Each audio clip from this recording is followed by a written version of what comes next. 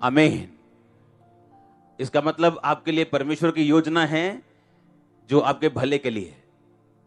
उसे पूरा करने के लिए आपको ठहराव की जरूरत पड़ती है और विश्वास की जरूरत पड़ती है। आमीन।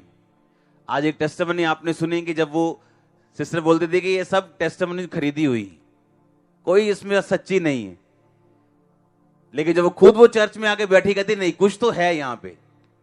आमीन। तो और उसने कहा कि मैं अपनी टेस्टिमनी को लेने से पहले ही मैंने गवाही देनी शुरू कर दी थी और मेरे द्वारा बहुत से परिवार मसीह में आ गए थे और ये सेम टेस्टिमनी मेरी है। जिस मिनिस्ट्री को आप एक हीलिंग डिलीवरेंस मिनिस्ट्री के रूप में जानते हो, उस हीलिंग और डिलीवरेंस मिनिस्ट्री में मेरे पास हीलिंग और डिलीवरेंस नहीं थी जब ये मिनिस्ट्री की शुरुआत हुई। तो और इमेजिन करो खुद हीलिंग ना हो और दूसरों के लिए प्रार्थना करना, यह मुश्किल काम है। और बाइबल कहती विश्वास के बिना उसे प्रसन्न करना अनहोना है। अनहोना है। आप उसे खुश ही नहीं कर सकते अगर आपके अंदर विश्वास नहीं है। तो अगर आज प्रार्थना हुई और बेबी हो गया तो यह विश्वास थोड़ी है, ये तो ठीक है आप पे दया हुई है खुदा की, पर उसके बाद भी अगर आपको कुछ ना मिले और आप गवाही देना ना छोड़ें,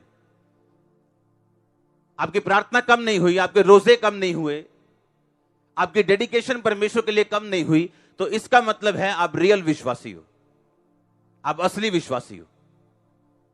आमीन। और मैं ये जानता हूं जो विश्वास की आग इस चर्च में परमेश्वर ने लगाई है, ये पंजाब के हर जिले में जाएगी यीशु मसीह के नाम में।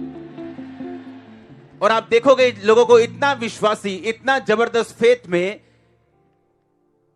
The best is coming next church. आमीन। ऊंचा ये अनॉइंटिंग आपकी यीशु मसीह के नाम में। हालेलुया। विश्वास के बिना उसे प्रसन्न करना क्या है? अनहोना। तो क्या यह विश्वास है आप प्रार्थना करें उत्तर आ जाए? यह विश्वास नहीं। विश्वास यह है कि प्रार्थना करने पर उत्तर ना आए तो भी आप उस विश्वास में खड़े रहें। यह विश्वास है। अनदेखी वस्तुओं को देखना, यह विश्वास है। स्वर्ग किसी ने देखा नहीं पर उसकी बाट जोहते रहना और अपने आप को पाप से अलग रखना, यह विश्वास है। इसमें लिखा कि अगर तुम यीशु मसीह की पहचान के द्वारा नाना प्रकार की अशुद्धता से बच निकले, कि तुम मसीह में आए, तुम पाप से बचे, तुम्हें मालूम हुआ व्यभिचार पाप है, तुमने छोड़ दिया, तुम्हें मालूम हुआ दारू पीना पाप है, तुमने छोड़ दिया, चोरी करना पाप है, तुमने छोड़ दिया, कत्ल करना पाप है, तुमने छोड़ दिया, गलत संगति तुमने छोड़ दी। कहता अगर सब कुछ तुमने छोड़ दिया और कहता फिर दोबारा उसमें फंस गए और हार गए, कहता फिर तुम्हारी दशा, तुम्हारी हालत जो है वो पहले से भी बदतर होगी। कहता जैसे कुत्ता अपनी छांट की ओर और नहलाई हुई सूअरनी अपने फिर से कीचड़ की ओर लौटने को चली जाती है।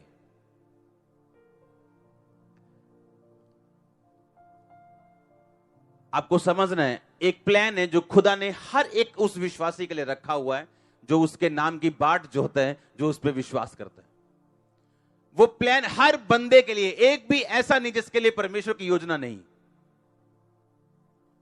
परमेश्वर ने कहा जब तुम उस योजना के अंदर एंटर करोगे तो तुम अशुद्धता से जब बच निकले, जब परमेश्वर ने तुम्हें साफ कर दिया, पाक कर दिया, तुम्हें क्लीन कर दिया, उसका एक रीजन है, उसका एक कारण है तुम्हें साफ करने का, क्योंकि परमेश्वर अब तुम्हें कुछ देना चाहता है, तुम्हें लॉन्च करना चाहता है, वो कुछ तुम्हारी लाइफ में बड़ा करना चाहता है। लेकिन कहता अगर तुम फिर उन्हीं पापों में फंस के हार गए, कहता फिर तुम्हारी हालत पहले से भी क्या हो गई? बदतर हो गई। कहता इसका मतलब जब तुम मसीह में आए थे, कहता उससे भी बुरे हो तुम अब। कहता अगर उसी अशुद्धता में तुम फंसकर हार गए तो कहता तुम्हारी हालत पहले से भी क्या हो गई? बदतर हो गई। कहता इससे अच्छा यह था कि धर्म के मार्ग को तुम जानते ही नहीं, बावजूद इसके कि तुमने जाना धर्म के मार्ग को और उसके बाद फिर पुरानी लाइफ में चले गए। और बाइबल कहती है कि कुत्तों को पवित्र वस्तुएं मत दो और अपने मोती सूरों के आगे मत डालो। और ये शैतान की योजना है। उसे मालूम है आप प्रभु में आ चुके हो, तौबा कर चुके हो, पाप छोड़ चुके हो। अब उसको पता है कि खुदा ने कुछ ना कुछ इसकी लाइफ में बड़ा कर देना है, अगर मैं इसको वापस ना लेके जाऊंगा तो। याद रखो, शैतान को एक लिंक चाहिए जिससे वो आपके साथ जुड़ सके। क्या चाहिए? एक तार चाहिए उसको आपके साथ जुड़ने के लिए। अगर वो आपको अब श्राप देना चाहता है, बीमारी देना चाहता है, तो वो दे नहीं सकता जब तक वो अपने आप को आपके साथ जोड़े ना। और वो जोड़ता कैसा है आपको अपने साथ? आपका गुस्सा उसे जोड़ सकता है, नफरत उसे जोड़ सकती है, प्रार्थना रहित जीवन उसे जोड़ सकते हैं, व्यभिचार उसे जोड़ सकता है। फिर आप ये प्रार्थना नहीं कर सकते, परमेश्वर मुझे इस प्रॉब्लम से फ्री कर, क्योंकि आपने शैतान को अपने साथ क्या किया? खुद जोड़ा है। आपने खुद लिंक किया उसके साथ, अपनी तार को खुद जोड़ा है, आपने लीड खुद लगाई है उसके साथ। अब आप ये नहीं कह सकते कि पिक्चर ना आए। आपने लीड लगा दी, पिक्चर आएगी। अब या तो खुदा के साथ लीड लगाओगे तो खुदा वाली पिक्चर आएगी, शैतान के साथ लगाओगे तो शैतान आपको अपनी पिक्चर देगा, और उसकी पिक्चर बीमारी है, डिस्ट्रक्शन है, नाश है, गड़बड़ी है परिवारों में। ये उसकी पिक्चर है। और क्या कहा परमेश्वर ने? परमेश्वर ने कहा अगर तुम बच गए, तुम साफ हो गए, पाक हो गए, पवित्र आत्मा पा लिया, कहता अब इसमें बने रहो। यही मतलब है बॉर्न अगेन का, यही मतलब है नया जन्म पाए हुए विश्वासी का, कि वो संसार की ओर नहीं देख सकता, संसार की तरह नहीं चल सकता। उसे अपने शरीर पर कंट्रोल करना है, अपने इमोशंस पर कंट्रोल करना है, अपने हाथों पर कंट्रोल करना है, अपनी आंखों के ऊपर कंट्रोल करना है, ताकि जो प्लान परमेश्वर का मेरी लाइफ में है वो पूरा हो सके। क्योंकि शैतान को मालूम है मैं कुछ नहीं कर सकता जब तक ये बंदा खुद अपनी तार मेरे साथ नहीं जोड़ेगा। इसीलिए वो कोशिश करता है जहां से आप निकले हो आपको वहीं वापस लेके जाने की, जिस शराब से आप निकले हो वहीं वापस लेके जाने की, जिस जगह से आप निकले हो वहीं वापस लेके जाने की। क्योंकि उसको मालूम है उसी जगह पर मैं इसका नाश कर सकता हूं, इस जगह पे नहीं कर सकता हूं।